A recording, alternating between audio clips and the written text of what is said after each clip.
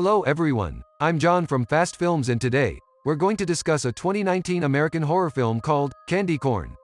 At the beginning of the movie, we see four friends sitting at the Cooper's Cafe, discussing plans for Halloween hazing. Mike tells everyone that they're going to give the boy the biggest scare this year. Coral tries to stop the boys, saying they're not kids anymore, but they don't listen. Cora gets cross and leaves. The boys go to the counter to pay the bill. The man on the counter, Gus, asks them what their plans for Halloween are. When they tell him about the planned hazing, Gus requests them to take him along as well. They initially refuse but then make a deal with him and agree to take him along in exchange for free stuff. We're then introduced to Jacob Atkins, a shy, timid boy who's been annually bullied by these teens. He sits staring at the blank TV screen as he pops candy corn in his mouth. A moment later, he takes his bike and rides away. The bullies are seen at the Dr. Death's freak show, where they await their victim. On the request of her boyfriend Steve, Coral has also come along with the boys. Jacob arrives at the freak show, where he works for the owner, Lester. Lester tells Jacob that he's one of the teammates now and the crew will always have his back. He then goes to the stage to start the show. In Lester's absence, the bullies corner Jacob. Carol watches from afar as they start ridiculing him. When Steve grabs Jacob by the collar, Jacob pushes him away. Mike threatens Jacob, saying they just came for some fun, but if he tries to retaliate, they will end up hurting him. As Mike turns after this, Jacob pushes him to the ground. The bullies get enraged and start beating Jacob up. They kick and punch him till the last flicker of life leaves his body. Later Lester finds Jacob's blood-spattered and lifeless body outside his trailer. He looks at the body, seething with anger, and tells his men to bring Jacob inside the trailer. The bullies are seen at their place walking around nervously. Mike implies that since Jacob was the first to attack, they did it in self-defense. Carol loses it at this and leaves. Lester stares at Jacob's swollen and battered face in his trailer. He grabs an old, dusty box and opens it to reveal a book, a mask, and a candle. He puts the mask on Jacob and performs a ritual. He holds the lit candle in his hand and intones an incantation to resurrect Jacob. When nothing happens, he puts the things down and hopelessly sits down. A moment later, he looks back and his eyes widen. The next day on Halloween, Sheriff Bramford drives around town observing his surroundings. The operator, Marcy, tells him over radio that a woman has called twice now to make the complaint. Sheriff tells her that he's been looking everywhere but hasn't found any instance of lewd conduct. Just then, he sees an unclad, blood-spattered man standing by the roadside. He gets out of the car and starts looking around, but is not able to find anyone. After this, he is immediately called back to the office by Marcy, who tells him they have a situation. The sheriff drives to his office to find Carol sitting there. Marcy urges Carol to tell Bramford what happened. Carol seems reluctant to tell Bramford as Mike is his son. She tells him that she didn't want to come but she had no one else to go to. Bramford comforts her and tells her to go on. With tears in her eyes, Carol tells him about the incident of the previous night. She tells him that the boys might have killed the boy, that's why she's worried. Bramford consoles her and tells her that no murder has been reported, thus it's very unlikely that Jacob was killed. Carol requests Bramford not to tell anyone she was there and leaves. After this, Bramford goes to visit Lester in his trailer. Lester tells him that he doesn't like cops for they never prevent the mishaps and always show up after they've occurred. He tells him that his employee was beaten very badly the previous night, but now he's fine. Bramford returns to his car after this and informs Marcy that Jacob is fine. Bramford goes to Jacob's house after this, but nobody opens the door. As he gets back in his car to leave, someone appears to be watching him from a crack in the door. While Carol is chilling at her house, she receives an anonymous call on the phone. The anonymous person tells her that he knows what she did. The line cuts after this and Steve appears at her window wearing a mask. Carol tells him that she's very upset because of the previous night. Steve apologizes to her and tells her that Jacob is fine. This seems to put Carol at ease and she forgives Steve. While Carol is at the Coopers later, Mike approaches her and tells her he didn't like the way she treated him over the phone.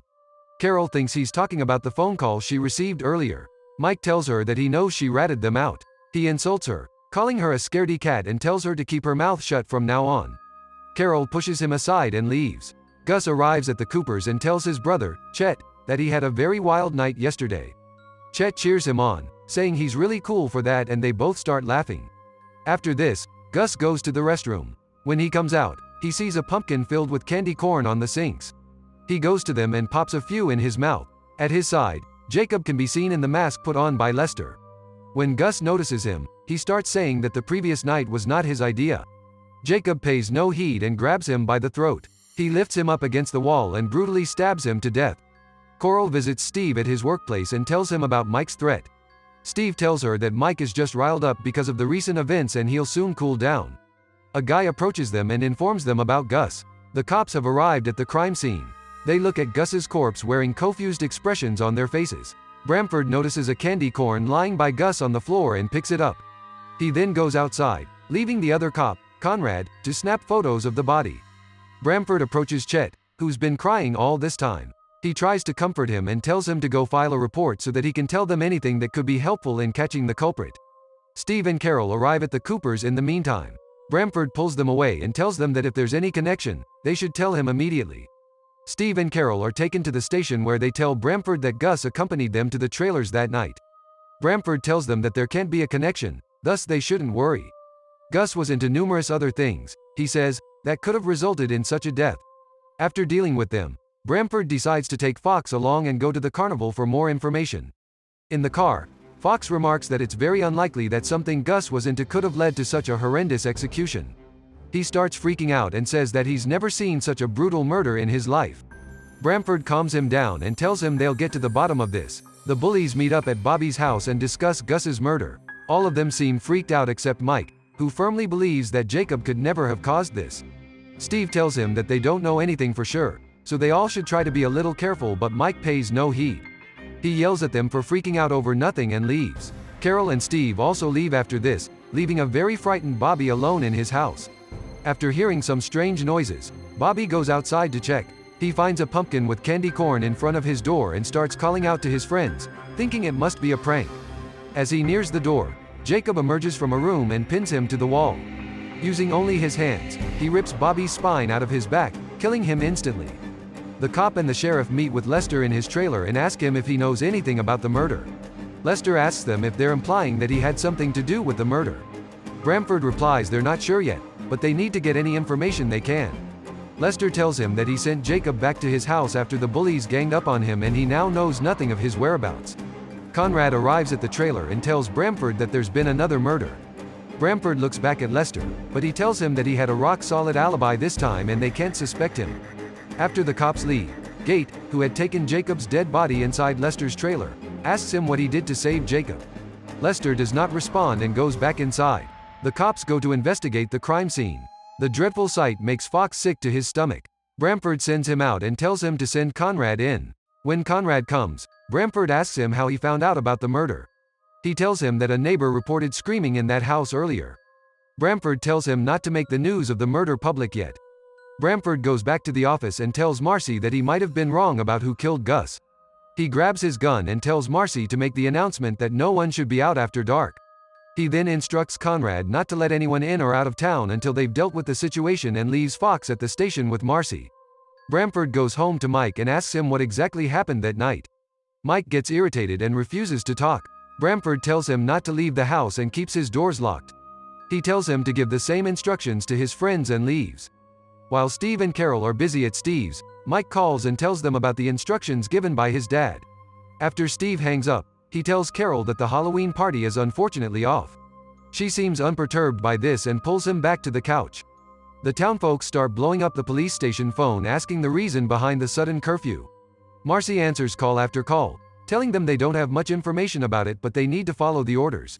Mike calls Bobby to give him the instructions but the phone keeps ringing at his house as his corpse is being taken out by a couple of men. The cops reach Jacob's house and knock at his door. When he doesn't answer, they break it open and start checking. Under one of Jacob's beds, they find something wrapped up that has an extremely unpleasant smell. They pull it out and lift the cover to see a human skeleton inside. Coral and Steve go to the theater to have fun. Coral leaves for a moment, saying she'll return shortly. Lester leaves his trailer to see his crew sitting in a circle, wearing worried expressions. When he asks them what's the matter, Gate asks him to tell everyone the truth about Jacob. He tells him they will not back him up on this as they want to die with a little dignity. Lester only responds by saying that he will never die. After returning, Coral isn't able to find Steve. She sees the pumpkin with the candy on the stairs and starts calling Steve out, thinking it's a prank. Lester addresses his crew and tells them that a few people did something very evil to one of his employees. He tells them he's not ashamed of what he did in retaliation and is in fact proud as this is nothing but justice. This will end exactly the same way it does every time and by the end, He says, they should all feel nothing but pride. Steve finally comes out to Coral. She smiles at him as he nears her, but after noticing blood spraying from his head, her smile falters. She runs to him as he collapses to the ground and starts crying. From the side of the room, Jacob starts advancing at her. Coral makes a run for it and starts crying for help. Jacob slowly walks to her and grabs her by the hair. He grabs her tongue and rips it out of her mouth. Blood starts flowing from her mouth and she dies at the spot. Jacob picks her body up and places it next to Steve's. He walks a few steps ahead and collapses. Lester is then seen with him, trying to wake him up. He tells him he can't die yet as there's still some work left to do. While driving back from Jacob's house, Fox asks Bramford if he really thinks Jacob killed his mother. Bramford tells him he has no clue. Fox tries to discuss it further but Bramford lashes out at him in frustration. He tells him he's as clueless as he is until they get to the bottom. Nothing can be said for sure. They see Steve's car outside the theater and go inside to check. They find both Steve and Carol's corpses inside and get alarmed. Bramford calls Mike and tells him everything about his friends' deaths. Mike breaks down after hearing this and drives straight to the trailers. Upon reaching them, he starts shouting, asking Lester to come out. Gate quickly informs Lester about this. Lester tells him that Jacob needs fresh blood and isn't ready yet. He asks Gate to tell the other crew members to keep Mike busy. The crew members thus knock Mike out and tie him to a chair. When Bramford returns to his house, he finds Lester sitting there in a chair. He aims his gun at him and asks him where his son is. Gate appears behind Bramford and knocks him out with a metal pipe. Lester then pulls out his knife. Gate tells him he's going too far. Lester gives him a look that quietens him and he leaves with his head lowered. Lester crouches and gets busy with the knife. Mike is sent out to the carnival by the crew members. The lights turn on and the loudspeaker starts playing an audio of Lester's voice declaring the start of the show. The sheriff's car arrives at the place. Mike starts walking to it with a smile on his face, thinking he's now been rescued, but on the car, he finds the decapitated head of his father with its eyes gouged out and the nose chopped off. He breaks down at this sight. Jacob emerges from the trailer and rips his arms off. Lester comes out with Jacob's candy corn and laughs as he kicks Mike to the ground. He nods at Jacob and returns to the trailer. Jacob starts pulling Mike's teeth out, one by one, as he wails in pain. At his next carnival, a woman asks Lester if the teeth on the necklace in his shop are actually real. Lester tells her that everything in his shop has a story and the teeth are indeed real. As long as the evil people keep bringing the innocent ones down, he'll be there, keeping the balance. We're then shown Jacob, who's casually munching on his candy corns. With this, the movie ends. Thank you so much for watching.